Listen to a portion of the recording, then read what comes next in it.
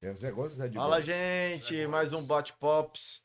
E dessa vez a gente recebe Dr. José Góes, fisioterapeuta com 21 anos já na profissão, especialista em coluna vertebral, mestrado em saúde coletiva, doutorando em biotecnologia, professor e escritor. Inclusive, ele trouxe a obra dele aqui pra gente, Linda. o Atlas Clínico de Anatomia Músculo Esquelético. A gente tem o prazer de ter aqui no nosso programa, inclusive o seu Paulo de Oliveira Sou cliente é dele. cliente dele, né, pai? Há muitos anos. Bom dia, doutor. Bom dia, doutor. Bom dia. Acho que a câmera tá pra lá. Tá pra você, doutor. Relaxa. Tá pra mim? Tá. Aham. Olha o corte dela. Relaxa. Mas olha que legal, rapaz. Eu quero pro outro lado, eu tô aqui aparecendo ela. E aí, Paulo, muito obrigado aí pelo convite. Tira a mão, pai. Uhum. Obrigado. Obrigado aí, Paulo. Uhum. Prazer estar aqui nesse seu projeto aqui do podcast, com seu É, do filhão aí, Bate-Pops. ó. Dois Paulos. Uhum. Esse é o seu DNA sendo passado, né, meu amigo?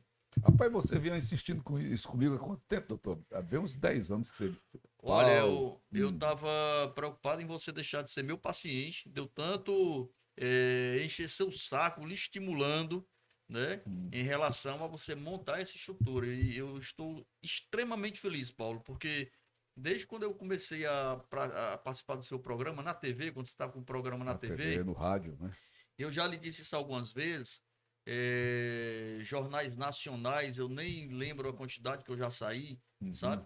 Mas quando eu ia no seu programa, não tinha perigo das ligações lá na clínica, no bombado, das pessoas, ó, você tá no Paulo Oliveira, eu vi, não sei o que. Rapaz, que audiência essa que esse cara tem, né? Eu disse, olha, agora você precisa montar a sua estrutura, que você faz ela do jeito que você quer, com o conteúdo que você quer, com o tempo que você quer. E você nasceu para voar, né, meu amigo? Então, eu fiquei muito feliz de estar aqui, né? E nos projetos que vão ser lançados, né? Que você estava dizendo em bastidor, não vou falar, depois Vamos você aí. vai dizer. Pode Estou falar. muito feliz. Fica à vontade. Mas o doutor Zé Góes, eu conheci através de programa de televisão, programa de rádio, quando eu precisei dele mesmo também para tratamento clínico, né? Ele tem a clínica dele particular, Clínica Doutor José Góes, e a coisa que mais me chamou a atenção foi a última agora que eu tive lá com você, durante 12 semanas, né? Durante 12 vezes. Apareceu uma espécie de trombose na minha perna. Você me orientou da seguinte maneira: procure um médico especialista nisso, eu procurei e fiz, é Doppler que chama, né? Isso. Detectaram o quê? Na minha perna esquerda. Detectaram veias internas que estavam me dando esse problema. Então, fui fazer fisioterapia novamente contigo. Primeiro eu fiz da coluna, né? Depois fui fazer da perna. Isso aí, bem, graças a Deus, hoje eu não sinto mais nada. Nem na coluna, nem na perna, nem canto nenhum. Nem dor de cabeça eu sinto. E eu pergunto, doutor, a minha esposa agora, a Joana, que está, coitada, afetada na coluna. Eu te pergunto, é uma epidemia, é uma doença do século? Porque, rapaz, ela disse, Paulo, a clínica que eu vou, estou sendo atendido meu dia, porque tem menos gente. Mas todo dia, clínica é de convênio, né? Ela está pela Unimed, eu vou dizer aqui onde é que ela está, faz pela Unimed. A sua clínica é particular, como eu fiz. E ela pela Unimed, Paulo, são 30, 40 pessoas diariamente sendo atendidas ali. São vários médicos fisioterapeutas que estão nos atendendo. Mas é gente demais. O que é que está acontecendo, doutor, com relação a isso? Sempre que a gente está em algum congresso, em algum estudo, eu sempre tenho esse mesmo discurso. Que tem um estudo que diz, segundo a Organização Mundial de Saúde, que 80% da população mundial ou sente dor de coluna, ou já sentiu, ou vai sentir dor de coluna. E eu brinco assim, gente, isso aqui foi o dado mais mentiroso que eu já vi na minha vida, porque Mas é o OMS, a Organização Mundial de Saúde. esses 80% não me perguntaram, não perguntaram a nenhum de vocês, e eu tenho certeza absoluta que é 100%. Não é 80%, né? Você elevou. E isso, 80% é todo mundo, meu amigo. Ou sente, ou vai sentir, ou já sentiu dor de coluna, tá? Em algum momento na vida.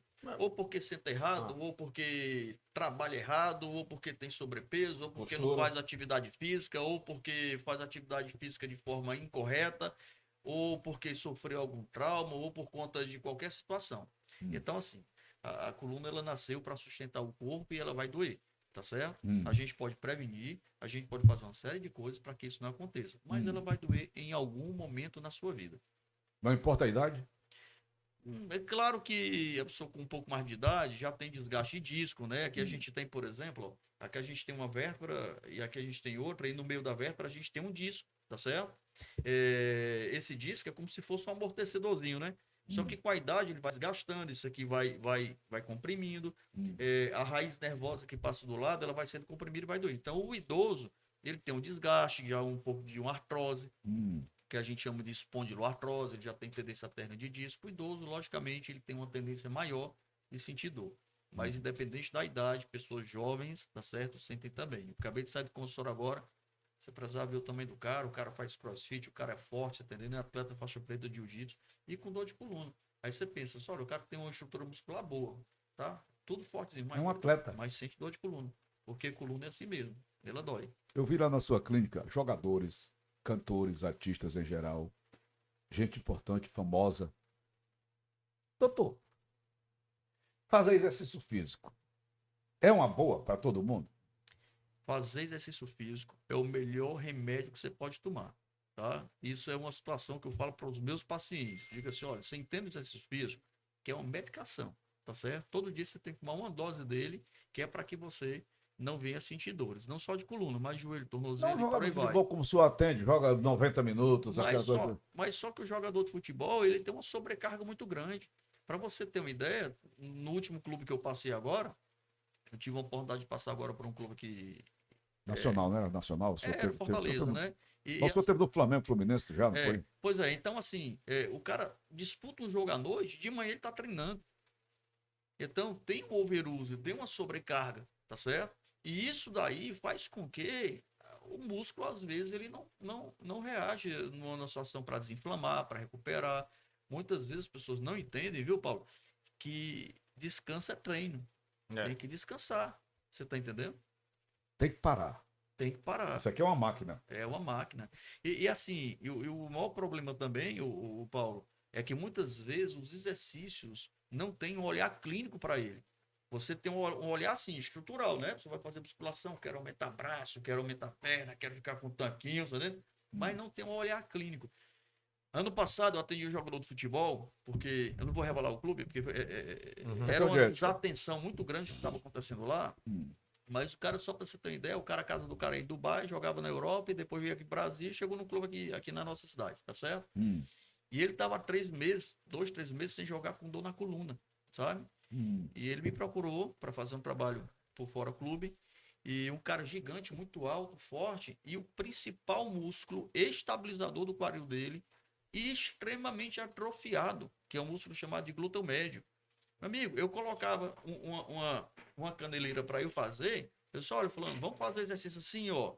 E ele não conseguia. E ele falou, doutor, o que é isso, doutor? Eu não consigo levantar esse 1 quilo. Eu consegue, cara, é bem facinho, deixa eu te mostrar. É assim, ó, eu com as pernas bem fininhas, né? É assim, ó. Mas doutor, não consigo, o cara deu uma pirada no cabeção. Mas por quê? Porque lá eles treinavam chute a gol, vai para lá, vai para cá, treino específico. Mas a parte clínica e estrutural não era assistida. Então, muitas vezes, viu, as pessoas fazem exercício, mas não tem um olhar clínico, sabe? E isso faz com que o resultado também do fortalecimento não aconteça. Ele não está fazendo exercício físico. E é porque tem acompanhamento, né? Teoricamente, o futebol, profissional né? é para ter todo o acompanhamento. Ele está fazendo o acompanhamento físico, mas às vezes não tem um olhar clínico, né? Então, você vê, quando você ia lá na clínica, tá? Todo mundo ali estava fazendo exercício. Então, a fisioterapia lá, o tempo de atendimento eram 2 horas. Porque 1 hora fica com a gente e outra hora vai fazer o trabalho de fortalecimento. Isso. Aquele trabalho de fortalecimento, a gente tem um olhar clínico naquele Tipo Pilates fortalecimento. ali, né? Tipo Pilates. Pilates, musculação, treinamento funcional. Então, existe um porquê de estar trabalhando aquele músculo. Né? Existe um raciocínio clínico para trabalhar aquele músculo naquela situação de dor, naquela situação de desgaste. Então, não é chegar na academia e vou. Ele tem um equipamento, Paulo Sadar, que ele coloca na gente lá. Primeiro ele bate a fotografia. Como é que se faz? Como é que chama aqui, doutor? Rapaz, aquilo ali é termografia. Termografia. Deixa eu mostrar Está aqui. no livro? Tá. Aí ele mostra como é que está inflamada a sua coluna, como é que está inflamada a parte que você está reclamando. É esse exame aqui. Deixa eu mostrar aqui. Ó. Olha aí. Aqui, tá aqui. Esse exame aqui. Esse pé aí. Aqui é um pezinho inflamado, tá? Aqui é uma. Ah. Aqui você tem um pé que está numa temperatura mais fria, aqui mais quente, aqui, ó. E aqui você tem A inflamação, uma inflamação. ela realmente ela fica mais quente no Aqui é corpo, o né? exame de termografia. Tá certo? Aí, Muito legal. você fez em mim, né? Fez. Todos os pacientes, não existe a opção de tratar lá na clínica sem fazer uma termografia. Não era só o Paulo Oliveira, não. Não, todo mundo tem que fazer, porque ela me mostra lesões que o paciente nem sabe. Eu vou falar uma situação aqui, tá? A gente está trabalhando agora, Paulo, com exame de termografia para mama. Mama. Né? Para mama. Isso. Detectar câncer? Para mama. Inclusive, ó, eu já vou fazer uma merchandising, é? Vai fazer. passa. Também merchandising, não é problema. Merchandising. Nós estamos precisando, vai. Paulo, você vai convidar a doutora Thalita Góes, tá? Para vir fazer aqui um podcast sobre câncer de mama. Essa Thalita é uma pessoa muito especial, porque ela é minha esposa. E ela que faz o exame. Muito simpática, viu, Sadá? Então, assim, ó, a gente consegue ver, Sadá, a probabilidade da mulher ter um câncer de mama 10 anos antes da mamografia.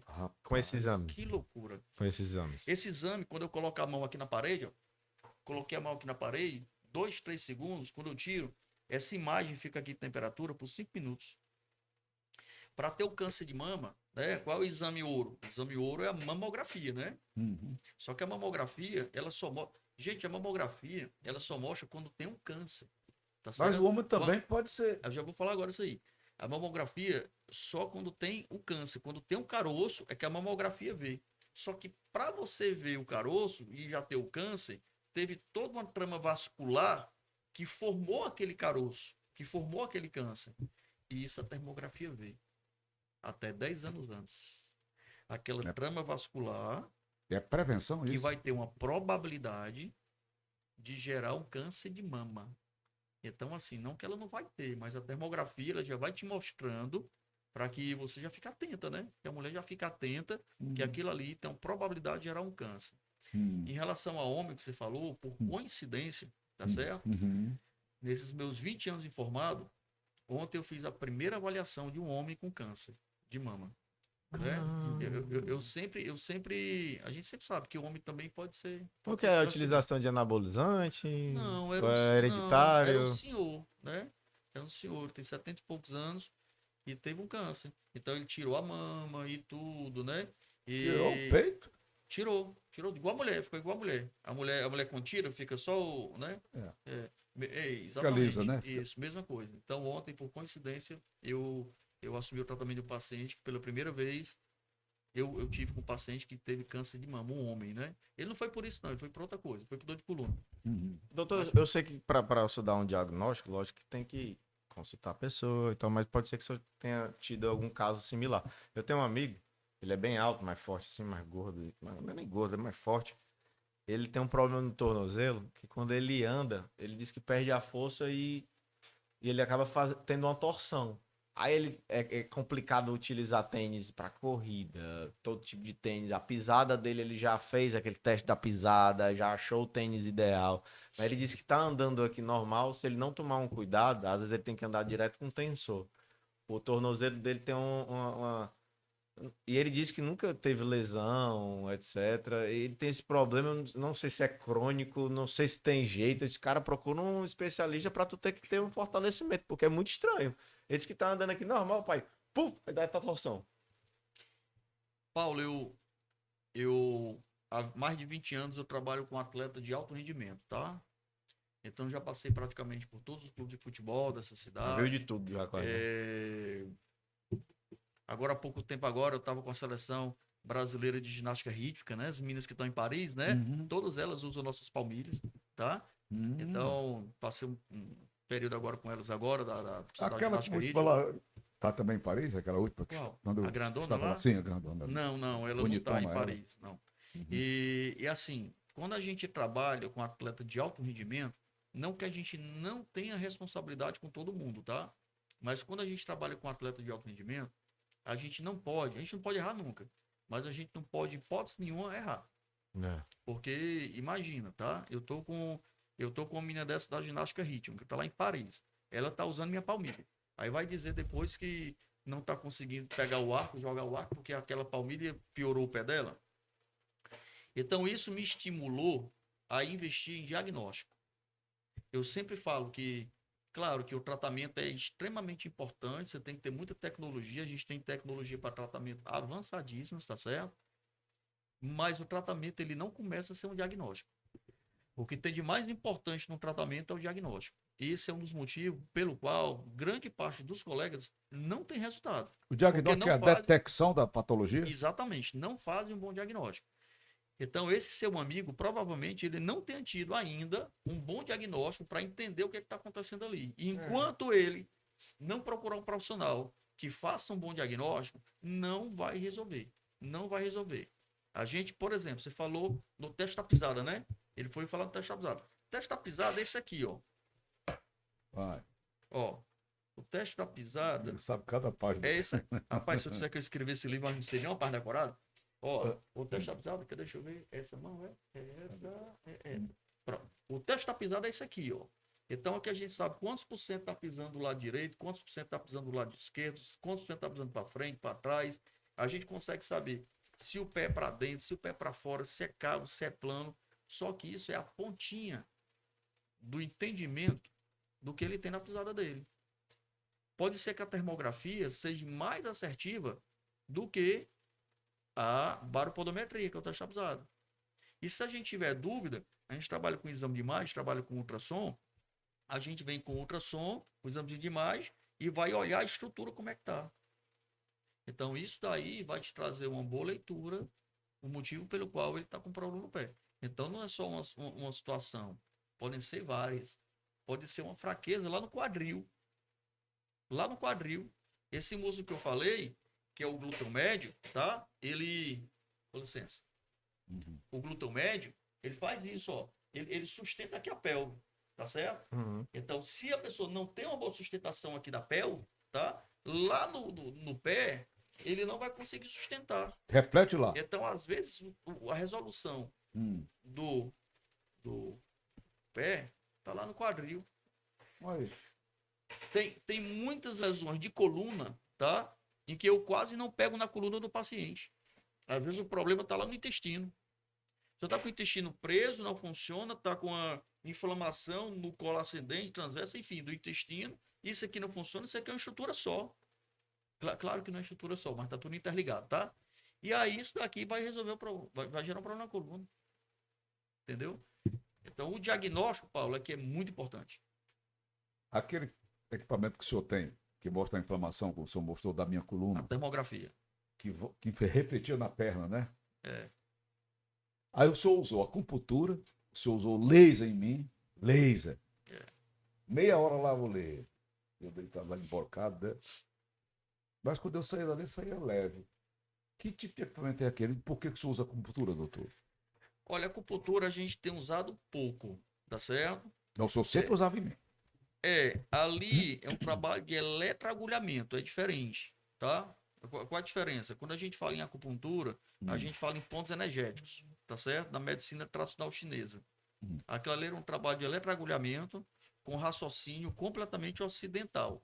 Então não tinha muito aquele raciocínio oriental da acupuntura, do chinês, dos pontos de ativação, não era muito aquilo, tá certo? A gente tinha um raciocínio muito ocidental mesmo, da parte estrutural e fazer com a corrente elétrica, tá certo? Isso aí para sedar ou para tonificar.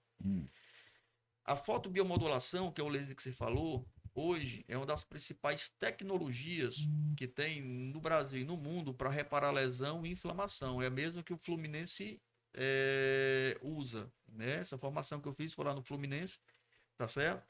E aí você vê que o Fluminense, né? Esse ano o Fluminense não tá bom, mas se você pensar no ano passado, o Fluminense estava lá ganhou ontem do Palmeiras, anteontem, né? Do Palmeiras. Foi. Ano passado, ano atrasado, o Fluminense estava lá na ponta, tá certo? Tava. E se você parar para pensar, era um time velho. Os jogadores eram todos em uma idade mais avançada. E todos jogavam no jogo, quando era no outro jogo, jogavam de novo e se machucavam, recuperavam muito rápido. Isso tudo aí com a fotobiomodulação, que é um trabalho com LED de vermelho e infravermelho, com um protocolo bem avançado. Que é, inclusive, que eu estou estudando doutorado agora também. E o choque que isso dava em mim? Depois, será que eu estou ficando doido? Aquele choque era legal, doutor, né? Aqueles choques eram nas agulhas, né? Que era do eletroagulhamento. Então, o senhor ligava lá um aparelho e colocava Isso. chupetinho? Isso. né? Esse negócio de chupetinho aqui, gente. Não, viu? não, rapaz. Só vou fazer um corte aqui, tá? Não, Não, rapaz. tô brincando, não. Colocava lá pra quem faz um chupetinho. Botar aquele negócio lá, acabar e ligar pra ele. Vê até onde você aguenta. Né? Chega aí, doutor. Pode deixar. Aquilo Aquilo ali. ali funciona mesmo. Aquilo ali a gente já tinha uma comunicação interna lá na recepção. Só que eu estou usando aquilo, né? A gente, Os pacientes. a gente já tinha uma. Não, então, enfim, aquilo ali era muito específico. Aquele trabalho com a chupetinha era um trabalho muito especial. Não é todo mundo que tinha acesso àquele tratamento. Uhum. Quando o paciente chegava lá alguns pacientes, poucos, chegavam lá na recepção, a recepção já mandava uma comunicação lá para dentro. Aí diz assim, ó, chega lá no computador, prepara a chupetinha do Paulo, né? Era só você fazer a chupetinha lá, pai. Mas é legal. Sadar passou por vários perrengues. Ele que é praticante de hipismo, foi campeão norte-nordeste algumas vezes. E uma vez ele sofreu um acidente muito grande lá em Alagoas, lá em Maceió. E eu estava lá presente. Aquele acidente eu nem lesionei, sabe? A mãe quase enlouquece, né? A mãe quase enlouquece. O primeiro acidente dele foi num carro ali na Foi esse aí, eu quebrei Engenheiro Santana Júnior. quebrei uma vértebra, usei colete cervical 3 meses. Mexeu na vértebra dele. Eu ia ficando paraplégico. Essa aqui da. Perto do- C3, a do C6, eu pescoço. não lembro Foi, qual era. foi ali onde foi na Dinheiro? O quê? O acidente, foi ali perto da. Em frente não tinha base militar, não. Tinha até um paste pizza ali, antigamente. Onde hoje é o centro de eventos, né? Sei. Pronto, ali eu levei uma fechada de um ônibus, perdi o controle do carro e derrubei um poste. Aí poste caiu em cima do abriu a vértebra e eu usei colete cervical 3 meses, sem tirar. Depois ele sofreu um acidente lá em Alagoas. O joelho, não foi, Sadar? Não, de Alagoas foi Fortaleza. Eu estourei o joelho e sou operado do ligamento. Tenho 2 parafusos no joelho, né? Porque a minha cirurgia é antiga. Aí a gente teve eu tive que colocar os 2 parafusos no joelho. Né? Porque como eu sempre fiz esporte de alto rendimento, o risco é grande, né? A outra dele foi levantando maromba. Aí foi no CrossFit, que fui fazer um levantamento de peso, aí dei um jeito na coluna, fiquei 2 dias sem andar. Quantos quilos? 190. É. Aí, Aí, mas o cara eu não deixo de treinar. Isso vai refletir, doutor? Lógico.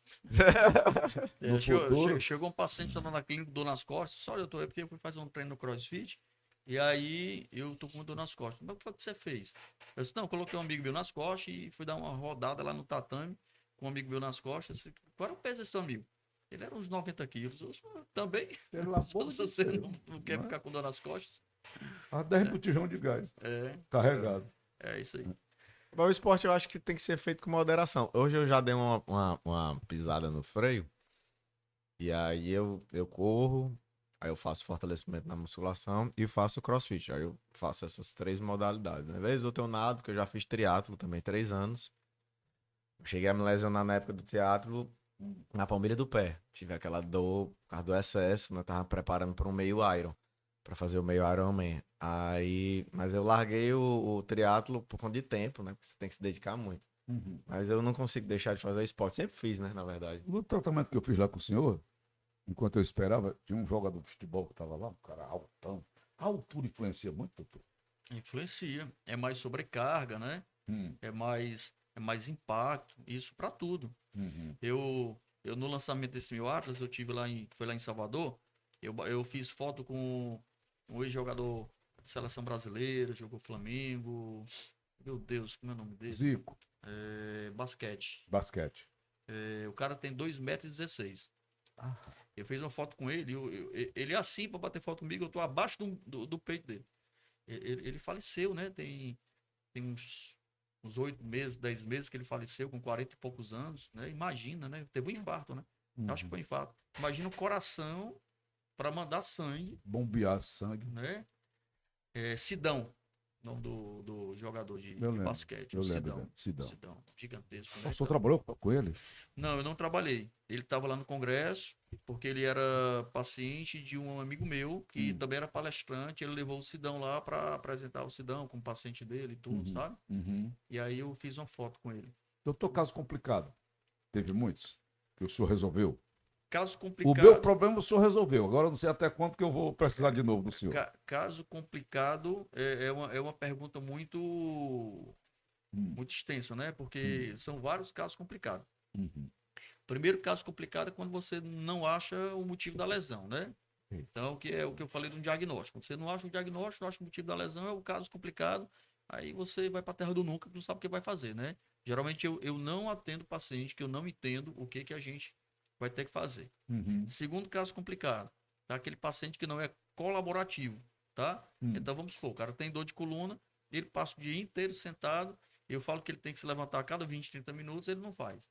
Tá certo? Esse é um caso hiper complicado. Você não vai resolver. Uhum. Paciente que é muito obeso, muito sobrepeso, e a coluna ela tem muita sobrecarga, se não emagrecer não vai dar certo. Tudo isso é caso complicado, Uhum. tá? Uhum. Mas geralmente, né, se a gente sabe o caminho, aí o caso deixa de ser complicado. Agora tem situações que não tem jeito, né? Tem situações que é uma artrose absurda, o paciente tem que fazer uma prótese, se ele não fizer, não vou ter que fazer, não tem o que fazer, né? Já o senhor encaminha, então. Aí eu encaminho, né? Eu encaminho para o médico, né, para ele fazer o procedimento. Dúvidas? Está satisfeito? Eu queria que ele falasse do livro dele, até porque ele é escritor. Atlas Clínico de Anatomia. Eu sou professor de anatomia desde 99, Nossa desde a década de senhora, 90. Mestre. É mestre. Mas as pessoas falam, poxa, como é que você virou professor de anatomia, né, no seu segundo semestre de faculdade, né? O que é anatomia, professor? Né? Que eu virei professor de anatomia no meu segundo semestre de faculdade. Anatomia é o estudo das estruturas do corpo humano, né? Uhum. Então, é o estudo morfológico aqui, ó, das estruturas do corpo.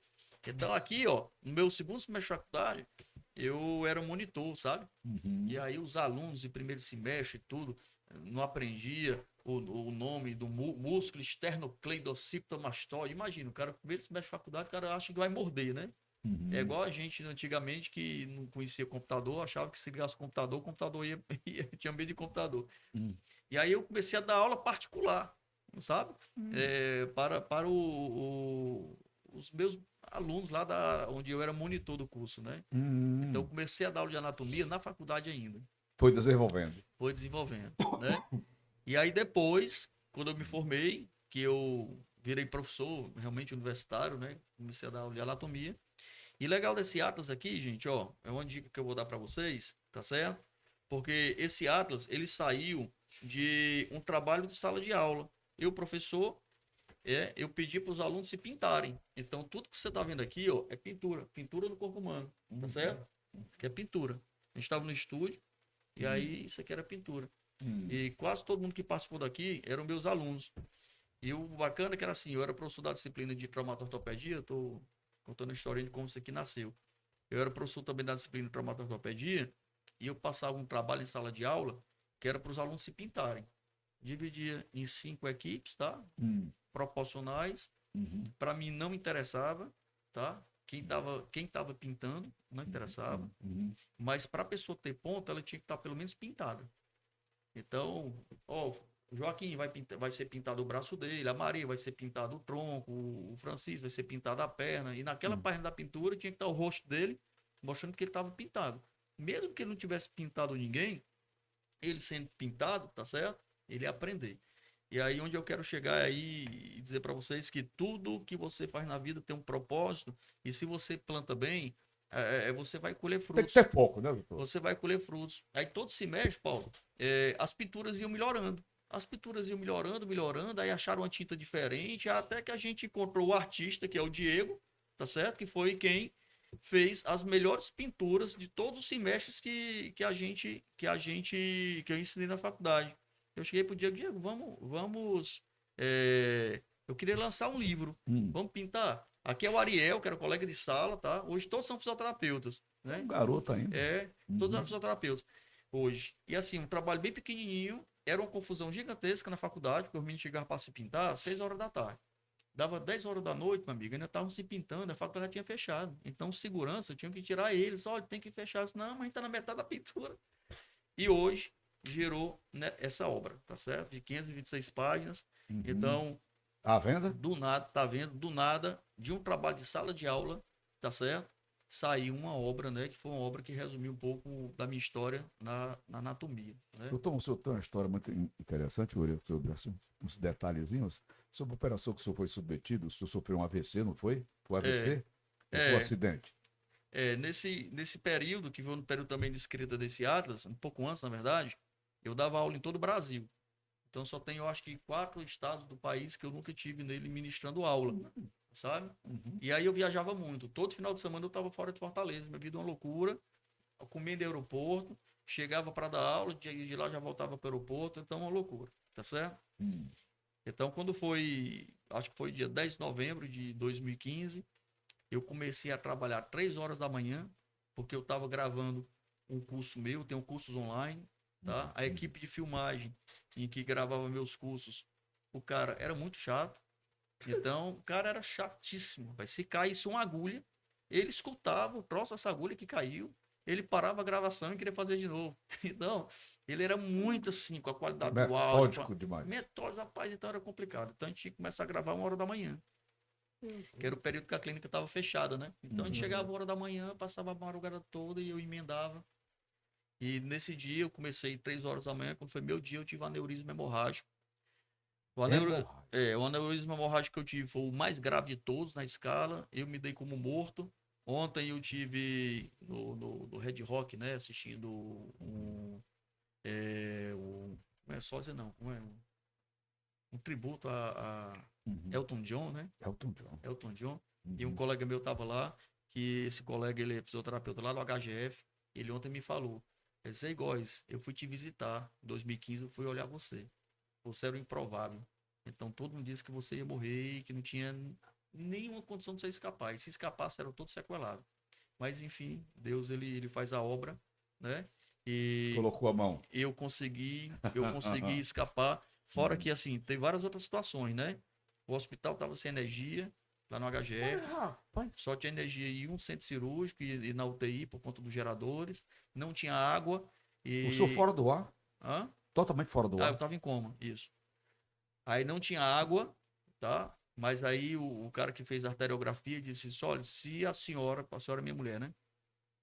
Se a senhora arrumar água, compre logo um bocado de garrafão d'água, que se o doutor Ramos, tá? Que ele quiser operar, ele opera com a água que você trouxer, tá certo?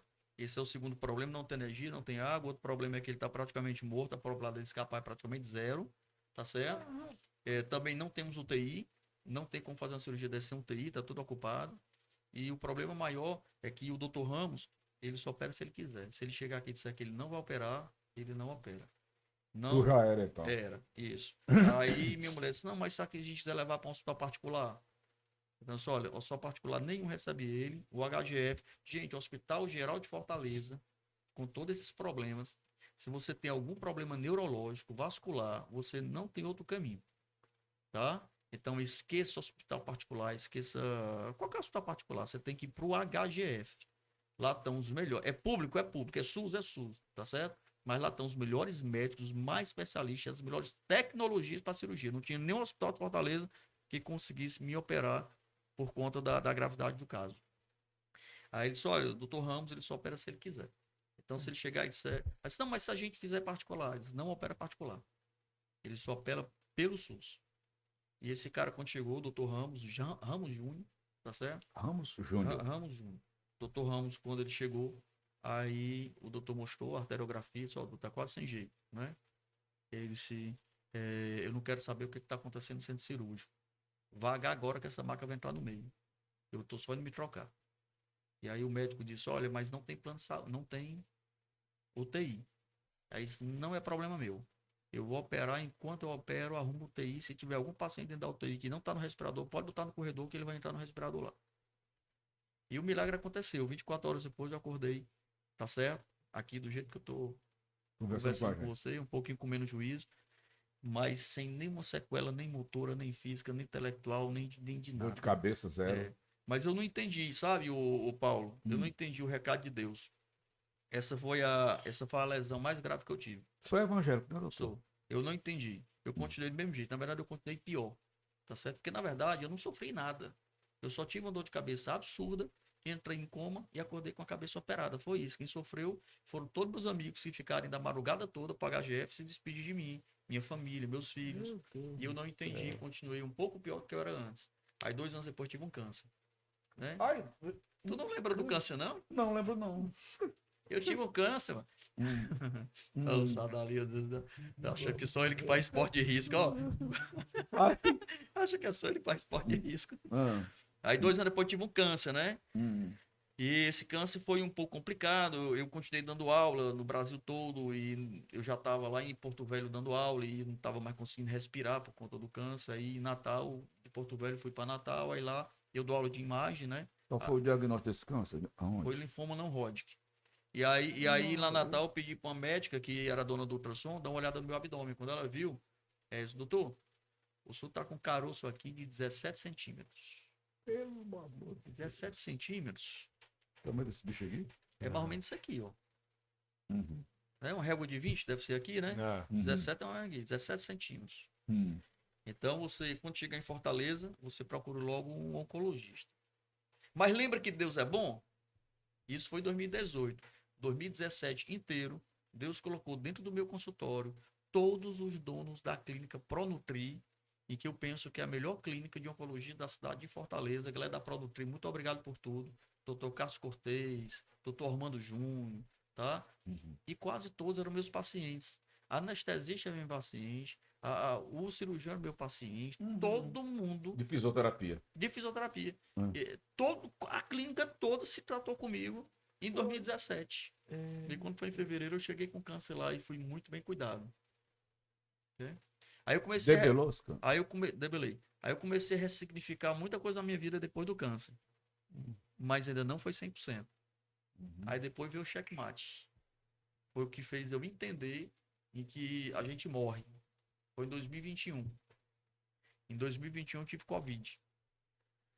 E o Covid, ele me tirou uma coisa em que nem o câncer tirou. Porque o câncer você pensa que vai morrer até começar a dar resultado, né? Uhum. Mas você não vê que tá morrendo, né? Você tá vivo, né? Mas o Covid me tirou uma situação em que as outras doenças não tiraram. O que vocês acham que é?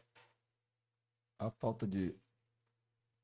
Você perdeu o sabor, perdeu Não, o olfato. eu perdi o oxigênio. Epa. Olhar nos pulmões. Não tinha oxigênio. Eu tive que ir pro cateter. Então, quando você vê que você... Todo de hora dessas. Quando você vê que você não tem oxigênio, né? Aí você vê que você vai morrer. Tá entendendo? Uhum. Então aí poxa, isso eu morro mesmo. Aí foi a partir do Covid que eu fui entender e que tinha que parar. Que tinha que diminuir. Aí foi aí que O eu seu ritmo? e diminuir o ritmo, não viajar mais, eu não viajo mais para dar aula. Difícil eu viajar, só em situações especiais. Esse ano já fui 2 Então o vezes na senhor Bahia. aloprou trabalhando, não foi, doutor? Esse ano já fui 2 vezes na Bahia, tô indo agora de novo, mas é 3, 4 vezes no ano, né? Ficar aqui, meu negócio, da minha família, aqui ganha dinheiro do mesmo jeito, aqui faz do mesmo jeito. Monta um canal desse como você montou, meu amigo, que se monetiza do mesmo jeito. E a gente não precisa de tanta loucura, né, Paulo? Correr atrás o tempo todo. Esse tem que aqui ver. trabalha 18 horas por dia. Tentando ainda, né? Chegar lá. Mas é uma questão de mudança de mindset, sabe, Paulo? Doutor, Você entende que você morre e que, às vezes, cara, você fica correndo, sabe? Corrida de rato, sabe? Fica correndo. Aí você ganha dinheiro, você perde dinheiro, você ganha dinheiro, perde dinheiro, você ganha dinheiro, perde É dinheiro. desse jeito mesmo. Uhum. Doutor, sexo é saudável? Total. Posso nem encostar, porque A prática minha sexual. mulher, ela engravidou. Gente, minha esposa, ela engravidou, ela tinha 16 anos. E eu tinha 21, né? Dormindo, Então velho. é ligeiro, rapaz. Eu penso que é por isso que eu não fiz muita coisa, porque enquanto a galera tava estudando e aprendendo, eu tava namorando. Né? Prazerzão. Tá ó. bom, doutor. Prazerzão ter você aqui, doutor. Rapaz, que papo agradável, hein? Demais, demais. Uhum. Eu Prazer. falei. Ele é bom de papo. Bom, passou por muitas provações, né? Uhum. Parabéns. Tá bom, doutor? Tem um recado aí pra humanidade. Não, eu queria agradecer a audiência, queria agradecer ao Paulo, filhão aí, que tá pegando o DNA do pai. Uhum. E você não sabe o quanto eu tô feliz, tá certo? O quanto eu tô feliz com essa situação de você ter montado esse podcast, que na verdade é só uma pontinha, é um pontinho do que vai acontecer, né? É um pontinho do que vai acontecer. Deixa esse vídeo gravado daqui a 1000 podcasts, 3, 4 anos, quando você tiver gigante, seu YouTube cheio de inscritos, sendo monetizado e tal, programa jornalístico, aí você vai dizer assim, pô, agora eu tenho minha TV, eu tenho o meu canal, você tá entendendo? Isso aqui vai crescer muito porque você nasceu para isso, sua simplicidade, sua forma de comunicação. Então, eu fico muito grato por ser seu amigo, tá? De ter feito parte desse seu entendimento, disso aqui realmente ser a sua vida daqui para frente. E o Paulo também Sadar, parabenizar aí, jornalista. Devagarzinho. porque não é todo filho que acompanha a caminhada do pai, Não é? né? Não é todo filho que acompanha a caminhada do pai. Então você está aqui, eu fico muito feliz também, vocês vão crescer junto. Se Deus quiser. Obrigado, doutor. Obrigado. Prazer doutor. imenso do coração. Valeu, querido. Obrigado. Forte abraço. Valeu. Até a próxima.